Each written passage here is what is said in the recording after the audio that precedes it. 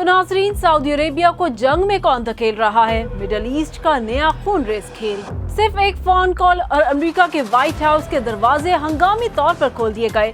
Saudi वज़ीर दिफा शहजादा खालिद बिन सलमान सीधे अमेरिकी सदर के सामने जा बैठे और मेज पर एक ऐसा पैगाम रख दिया जिसने हलचल मचा दी। लेकिन ठहरिए, सवाल ये है कि जो मुल्क अपने विजन 2030 के तहत दुनिया का सबसे जदीद सियाहती और मुआशी हब बनने जा रहा था, वो अचानक जंग के दहाने पर कैसे खड़ा हुआ? सऊदी अरेबिया को इस भड़कती हुई आग में आखिर कौन धकेल रहा है? अगर आपको लगता है कि ये सिर्फ एक आम सिफारती मुलाकात थी तो जरा ठहरिए, असल सीन तो अब बना है। सऊदी अरेबिया ने पिछले 5 महीनों से अमेरिका और ईरान की इस जंग से खुद को बिल्कुल अलग थलग कर रखा था, लेकिन अब पानी सर से गुजर चुका है। 3 तरफ से हमले होने के बाद सऊदियों का सब्र जवाब दे गया और फिर वही हुआ जिसका डर था। सऊदी अरेबिया ने अमेरिका के साथ मिलकर इराक में ईरान नवाज मलेशिया पर बमबारी कर दी, जिसका जवाब देने का ऐलान किया गया। इससे सऊदीया की तेल तनसीबात और सप्लाई लाइन को नहीं बल्कि उससे भी बड़ी चीज को है। वो चीज क्या है ये भी बताएंगे। तसव्वुर करें कि आप अपना एक शानदार घर बना रहे हो, करोड़ों अरबों डॉलर का बिजनेस सेट कर रहे हो और अचानक हमसाये के घर से आपकी छत पर पटाखे और बारूद गिरना शुरू हो जाए, तो आपका रद्द-ए-अमल क्या होगा?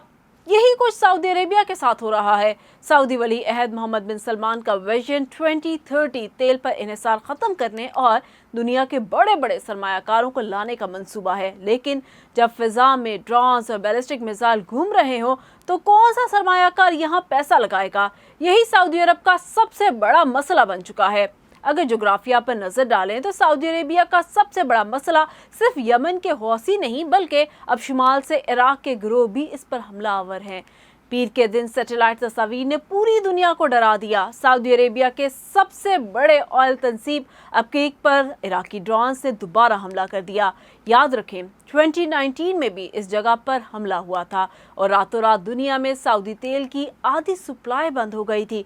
इस हमले के बाद भी क्या आलमी तेल की मंडियां हिलकर रह जाएंगी?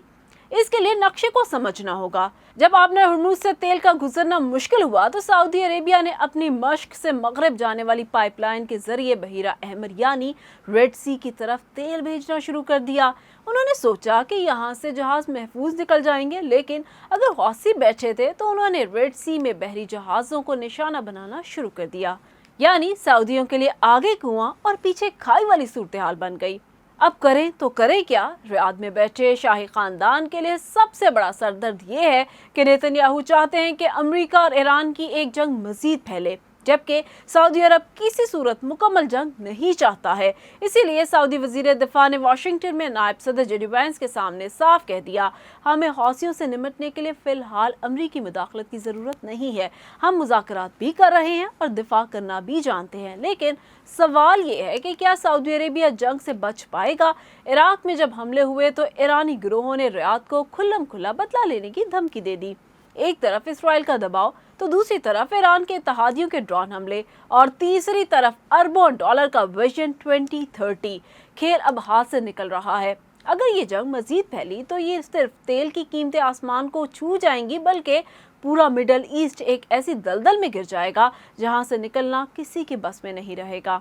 अब देखना यह है कि क्या मोहम्मद बिन सलमान सिफारतकारी से इस आग को बुझा पाते हैं या खित्ता एक और बड़ी तबाही का शिकार हो जाएगा।